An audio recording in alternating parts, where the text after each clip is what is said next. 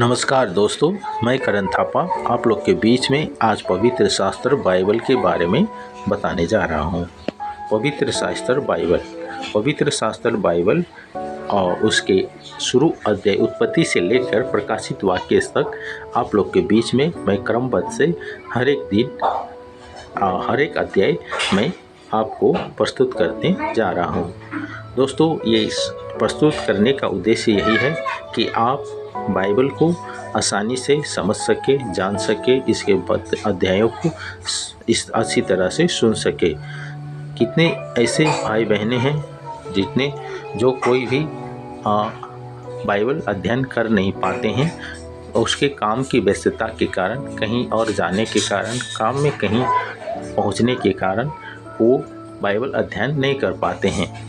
और इसी कारण ऐसे परिस्थितियों में आप इस बाइबल के अध्याय को, पदों को आप सुनकर भी उसके सारी बातों को आप अच्छी तरह से जान सकते हैं और अपने जीवन में ज़्यादा से ज़्यादा जानकारी आप यहाँ से ले सकते हैं और अपने जीवन में परमेश्वर की इच्छा, परमेश्वर की योजना, परमेश्वर की लक्ष्य, परमेश्वर की चाहत आपके जीवन में क्या है, इस बात को आप अच्छी तरह से अपने जीवन में समझ सकते हैं और उस अनुसार अपने जीवन को व्यतीत कर परमेश्वर की तरफ से आने वाली बहुत सारे आशीषें आप प्राप्त कर सकते हैं। दोस्तों, इस बाइबल का अध्ययन का उद्देश्य यही है कि आप लोग ज़्यादा से ज़्यादा इस वचनों को सुन सके और अपने जीवन में बहुत से परमेश्वर की आशीषें ले सके। तो दोस्तों, आइए आज की पवित्र बाइबल के वचनें शुरू करते हैं उत्पत्ति के पुस्तक से हम शुरू करते हुए अंतिम प्रकाशित के वाक्य तक धीरे धीरे हर दिन हर समय हम हर अध्याय को एक एक करके पढ़ते जाएंगे। दिन में कितनी अध्याय होगी ये तो समय के अनुसार रिकॉर्डिंग की जाएगी। हमारी समय रहेगी प्रतिदिन की 30 मिनट की समय में हम कितने अध्याय पढ़ सकते हैं, उसी अनुसार आपके जीवन में दिन प्रतिदिन इस पद को हम रखते जाएंगे। तो दोस्तों, आइए हम शुरू करते हैं पवित्र बाइबल के अध्यायों को। इससे पहले हम कुछ बाइबल के प्रस्तावना के बारे में भी सुनते हैं कि परमेश्वर का वचन बाइबल के अध्ययन, इसकी ट्रांसलेशन में क्या क्या भूमिका की गई है। ये पवित्र शास्त्र बाइबल लाई है the Bible society of India. प्रस्तावना: पवित्र बाइबल जो आपके हाथों में है वह कभी भी अस्तित्व में आई पुस्तकों में सबसे सामर्थ्यशाली पुस्तक है। परंपरा के अनुसार 66 पुस्तकों का स्रोत अनंत परमेश्वर के कार्यों से जुड़ा है, जो 40 से अधिक लेखकों के मनों, हृदय और परमेश्वर के जनों के समुदाय के जीवन में उल्लेखित की गई है। ये 1600 वर्षों लगा के लिखा गया पुस्तक है। हिंदी अनुवाद: बाइबल के हिंदी अनुवाद चारों सुसमाचार 1806 का अग्रगामी कार्यभार कलकत्ता में शैक्षिक मिशनरी हेनरी थॉमस कोलब्रुक और संस्कृति के विद्वान फोर्ट विलियम कॉलेज ने संभाला तथा सन 1811 में सोलापुर के 3 मिशनरियों ने हिंदी नया नियम का प्रकाशन किया। इसी वर्ष कलकत्ता में British and foreign Bible society यानी BFBS की स्थापना हुई। इसी कालावधि के बाइबल अनुवाद का कार्य सब मिलाकर एक डेनोमिनेशनल मिशनरी कार्य रहा। विलियम कैरी सोमरपुर मिशन, चारों सुसमाचार 1821, विलियम येट्स बैप्टिस्ट मिशन, नया नियम 1848 से 1868 साल, Joseph Owen American Presbyterian mission, Bible society, नया नियम 1849 और पुराना नियम 2 खंडों में 1852 से लेकर 1855, बाइबल सोसाइटी BFBS, पूरी बाइबल 1892 में रेडी हुई। बाइबल अनुवाद के संस्करणों का संशोधन कार्य 1947 तक BFBS ने जारी रखा। उसी वर्ष हमारे देश की स्वतंत्र के साथ CBFBS ने भी बाइबल अनुवाद की पुरानी मीरास को अपने नैतिक उत्तराधिकारी और पूर्ण Sanskrit Bible society of India को सौंप दिया, ताकि भावी पीढ़ियों के उपयोगी के लिए सुरक्षित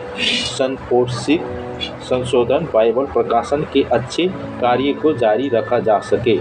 इसी प्रकार BSI ऐतिहासिक और कानूनी रूप से बाइबल टेक्स्ट की एकमात्र अभिरक्षक बन गई, जो भारत की सभी कलीसियाओं के प्रति उत्तरदायी है। बाइबल सोसाइटी ऑफ इंडिया ने 1990 से लेकर 2002 के दौरान हिंदी बाइबल का पूर्ण संशोधन किया और 3 अगस्त 2002 को इसका विमोचन हुआ। इसी सामान्य रूप से रीडेक्टेड बाइबल हिंदी बाइबल के नाम से जाना जाता है, जो अब सभी कलीसियाओं में उपयोग की जाती है। बाइबल पाठ की भाषा को समयानुकूल बनाना। सैद्धांतिक रूप से BSI समय समय पर भाषा संशोधन का कार्य करती रहती है, ताकि बाइबल पाठ के समयानुकूल भाषा का उपयोग हुआ हो, जिसमें नई खोजों और पुरातत्व एवं भाषाई विकास का भी समावेश हो। BSI समय समय पर वर्ण विन्यास का हिज्जे, वाक्य संरक्षण और व्याकरण संबंधित संशोधन का कार्य भी करती है। इस प्रकार आजकल उपलब्ध रीडेक्टेड बाइबल हिंदी 1892 में प्रकाशित हिंदी बाइबल की तुलना में बहुत कुछ आधुनिक की गई है। बाइबल की सच्चाई, स्वीकृति और प्रासंगिकता के विषय में भी BSI कलीसियाओं और बाइबल प्रेमियों से निरंतर विचार विमर्श करती रहती है, जिसके कारण बाइबल सोसाइटी ऑफ इंडिया का टेक्स्ट अद्वितीय बना जाता है। बाद में आने वाले प्रत्येक प्रकाशन और पुनर्मुद्रण इस कार्य के गवाह है। बाइबल सोसाइटी इस बात का निश्चय दिलाती है कि यह पवित्र बाइबल जो आपके हाथों में है, वह इब्रानी, इरामी और यूनानी भाषा के मूल पाठ के प्रति ईमानदार और विश्वास योग्य है।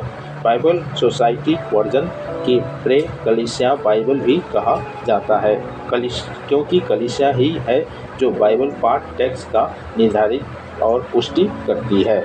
The Bible society of India, 206 Mahatma Gandhi road, Bangalore 560001। तो दोस्तों, इस तरह से हमने प्रस्तावना के बारे में देखा। अब आगे जानते हैं बाइबल के नियम, कितने बाइबल है, उनके पुस्तक कौन कौन सी है, इन सारी बातों को। तो दोस्तों, पुराने नियम में हम देखते हैं 39 पुस्तक है, जिसमें से उत्पत्ति, निर्गमन, लेवी व्यवस्था, गिनती, व्यवस्था विवरण, यीशु, नियम, रूथ, पहला शामिल, दूसरा शामिल, पहला राजा, दूसरा राजा और पहला इतिहास, दूसरा इतिहास, एजरा, नेहमिया, एस्तर, आयub, भजन संग्रह, नीति वचन, शुभोपदेशक, श्रेष्ठ गीत, यशायाह, यिर्मयाह, विलाप गीत, एजिकियल, दानियल, होशे, योएल, आमोस, ओबाद्याह, योना, मीका, नाहूम, हबक्कुक, सफन्याह, हग्गई, जकरिया, मलाकी। ये करके इन पुराना नियम की पुस्तकें हैं। तो नया नियम की पुस्तकें हैं, जिसमें से मत्ती, मरकुस, लूका, यूहन्ना, प्रेरित, काम, रोमियो, पहला कुरिन्थी, दूसरा कुरिन्थी, गलातियों, इफिसी, फिलिपियों, कोलोसियों, पहला थिस्सलुनीकियों, दूसरा थिस्सलुनीकियों, तीमोथी, दूसरी तीमोथी, तीतस, फिलेमोन, इब्रानी, याकूब, पहला पत्रुस, दूसरा पत्रुस और पहला यूहन्ना, दूसरा यूहन्ना, तीसरा यूहन्ना, उसके बाद यहूदा और प्रकाशित वाक्य। इस तरह से हम नए नियम की इन सारी पुस्तकों को देखते हैं।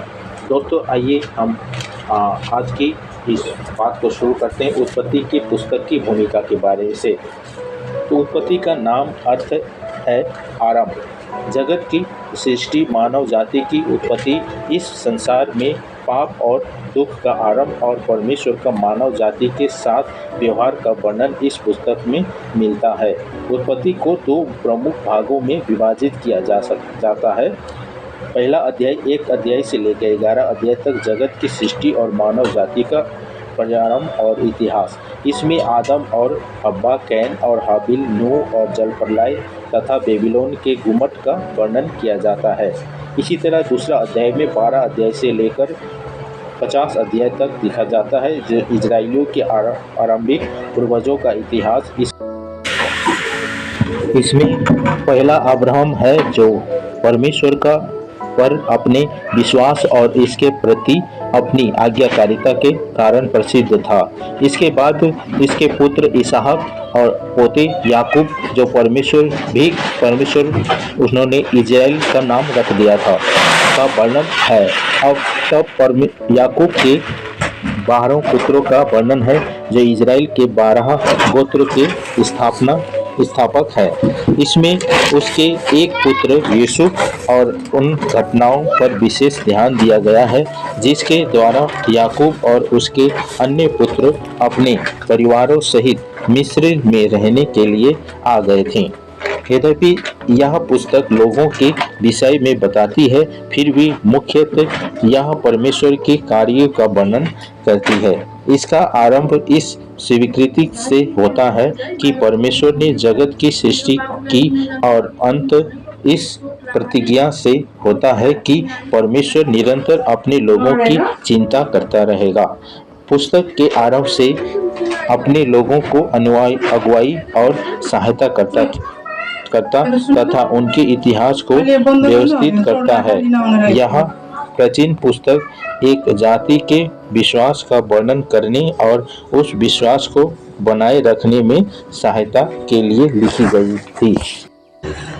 रूपरेखा: जगत और मानव जाति की सृष्टि, 1 अध्याय की 1 से लेकर 2 अध्याय के 25 तक। पाप और दुख का आरंभ, 3 अध्याय का 1 से लेकर 24 तक। आदम से नूह तक, 4 अध्याय का 1 से लेकर 5 अध्याय की 32 तक। नूह और जल प्रलय, 6 अध्याय का 1 से लेकर 10 अध्याय की 32 पद तक। बेबीलोन का घुमट, 11 अध्याय का 1 से लेकर 9 पद तक।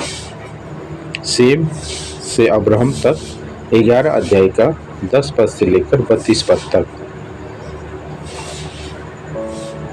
कुलपति अब्राहम, इसहाक, याकूब, 12 अध्याय का 1 पद से लेकर 35 अध्याय की 29 पद तक। एसौ की वंशवाली, 36 अध्याय का 1 से लेकर 43 पद तक।